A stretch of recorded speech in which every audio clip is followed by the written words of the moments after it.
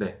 오늘은 아마 많은 분들이 아실 만한 주제이기도 하고, 많은 분들이 이미 인지하고 있는 부분이기도 한데, 우리나라가 OECD 국가 중 자살률 1위, 그리고 전 세계적으로 출산율은 꼴찌라는 부분에 대해서 저의 생각을 간단하게 남겨보고자 합니다. 사실 이 문제에 대해서는 예전에 저도 이제 충분히 인지하고 있었고 아마 많은 분들도 인지하고 있을 거다라고 생각이 들어요. 근데 그 전에 저는 이 부분에 있어서 내 삶에 사실 그렇게 직접적으로 영향을 주지도 않았고, 그 다음에 이 문제에 대해서 심각하게 받아들이지 않았는데, 최근 대선 토론이라든가 아니면은 그 후보들의 공약을 보면서 이 문제에 대해서 좀 다시 한번 생각해보는 계기가 되었고, 저는 크게 한 두 가지 관점에서 한번 생각을 해보게 되었습니다. 일단 첫 번째는 우리나라는 객관적으로 살기 힘든 나라이다 라는 점입니다. 예전에 저는 사실 개인의 문제, 개인이 힘든 이유는 개인사로 치부해버리는 그런 경향이 있었어요. 물론 이 부분에 있어서는 저조차도 그렇게 생각을 했습니다.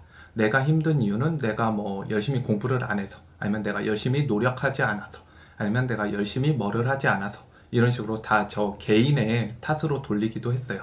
근데 이 부분에 대해서 다시 한번 잘 좀 생각을 해보면, 정말 자살률이 이렇게 높고 그 다음에 출산율이 이렇게 낮은 건 어쩌면 제 개인의 노력 이상의 사회 문제가 있기 때문에 객관적으로 내가 힘들었던 게 아닌가라는 부분을 좀 생각하게 되었습니다.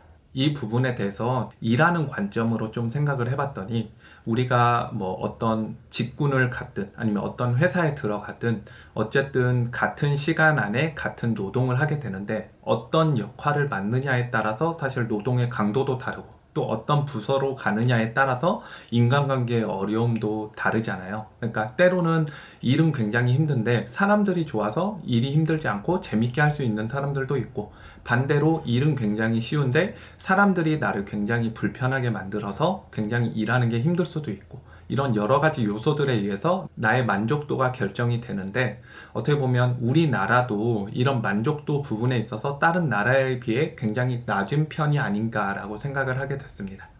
제가 예전에 이제 사업을 하기 전에 원래 건설 업종에 이제 근무를 했었어서 일반 사기업 건설 회사에 다녔었어요. 근데 그때는 아침 7시에 이제 출근을 해서 하루 종일 정말 시간이 어떻게 가는지도 모르게, 그리고 그곳의 현장에서는 정말 소리 없는 전쟁터처럼 정말 조심해야 될 부분, 그 다음에 인간관계 어려움, 이런 거를 겪어가며 하루하루를 버텼기 때문에 정말 주말이나 가끔 쉬는 휴일에는 온전히 쉬기에 바빴고, 취미라든가 다른 여가 생활을 할 수 있는 엄두조차 내지 않았던 기억이 있습니다.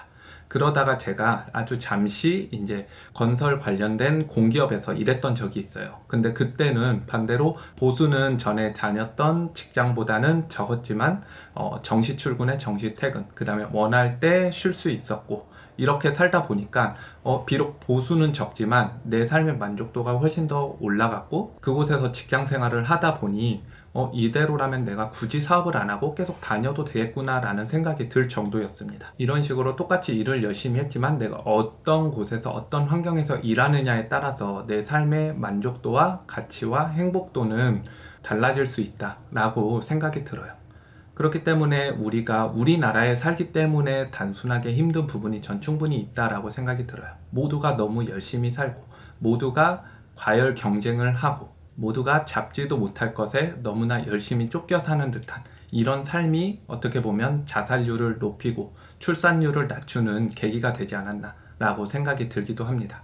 그래서 가끔 이런 얘기가 들리기도 하죠. 과거에 비해 우리나라가 훨씬 더 잘 살아졌고, 그 다음에 지금은 굉장히 풍족한 시대에 살고 있다. 근데 그렇다면 저 우리보다 못 사는 후진국보다 자살률이나 출산율이 상대적으로 좋아야 될 텐데, 그렇지 않은 걸 보면 단순하게 우리 세대 아니면 지금 우리 사회가 요구하는 게 단순히 돈만은 아닌 거 아닌가? 라는 생각이 들기도 합니다. 그리고 두 번째 같은 경우는 자살률과 출산율이 개선되지 않는 한 우리나라 주식에 영원한 우상향은 없다입니다. 이거 너무나도 사실 당연한 얘기인데, 많은 분들이 코스피가 4천 간다, 5천 간다, 6천 간다 이런 식으로 주장하시는 분들이 있어요. 근데 그거에 대해서 무조건적인 반대를 하는 건 아닌데, 기업을 평가할 때도 우리가 투자를 할 때 그 기업이 어떤 꿈과 비전이 있는지가 일단 명확해야 되고, 거기에 맞는 성장이 뒷받침돼야만 투자로서 저는 성과가 있을 수 있다라고 생각을 합니다. 근데 한국이란 나라를 그냥 어느 한 기업처럼 단순하게 기업으로만 평가를 해본다면 이런 자살률과 출산율이 이렇게 안 좋은 나라가 과연 미래에 대한 꿈과 비전이 있을까를 생각해 봤을 때 외국인 관점 또는 외계인 관점으로 한국이라는 나라에 꼭 투자를 해야 될까? 이 부분에 대해서 사실 조금 의심이 들기도 해요. 그렇기 때문에 많은 선진국들이 사실은 미국처럼 영원히 우상향하는 국가는 극히 드물다고 생각이 들고, 우리나라가 꼭 미국처럼 영원히 우상향할 거라는 그런 생각도 조금은 주의해야 되지 않나 라고 생각이 듭니다. 그래서 일본만 보더라도 잃어버린 20년, 그리고 우리보다 한 10년 전에 나온 영화들을 보면 정확하게 지금 우리 사회가 가지고 있는 문제점을 영화화한 그런 영화들이 굉장히 많았었던 것 같아요. 그것처럼 우리나라도 결국은 이 문제들이 개선이 돼야만 삶의 만족도가 올라가고, 이 삶의 만족도가 올라간 구성원들이 또 각자의 분야에서 창의적인 일을 만들고, 이 창의적인 일이 또 나라의 발전으로 이루어지는 이런 선순환 구조가 될 거라고 생각을 합니다. 왜냐하면 우리 부모 세대, 어떻게 보면 지금 한 50에서 70대 이분들 같은 경우는 어제보다 오늘이 좋았고 오늘보다 내일이 좋을 거다는 믿음과 확신이 있기 때문에 열심히 살 수 있었던 것 같아요.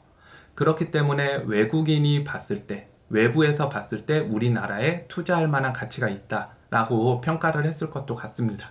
그래서 우리나라가 뭐 주식이 됐든 부동산이 됐든 이런 게 영원한 우상향을 이루려면 지금 현재 가지고 있는 이런 문제들이 근본적으로 해결이 돼야만 저는 우리나라의 자산 가격은 꾸준히 우상향할 수 있다 라고 생각이 들고, 이게 해결이 되지 않으면 결국은 우리나라 성장의 한계는 있을 수밖에 없다 라고 생각이 들기도 합니다. 그래서 오늘은 이 자살률 1위, 그 다음에 출산율은 꼴찌 라는 이 현상에 대해서 저의 생각을 간단하게 남겨보는 시간이었고요.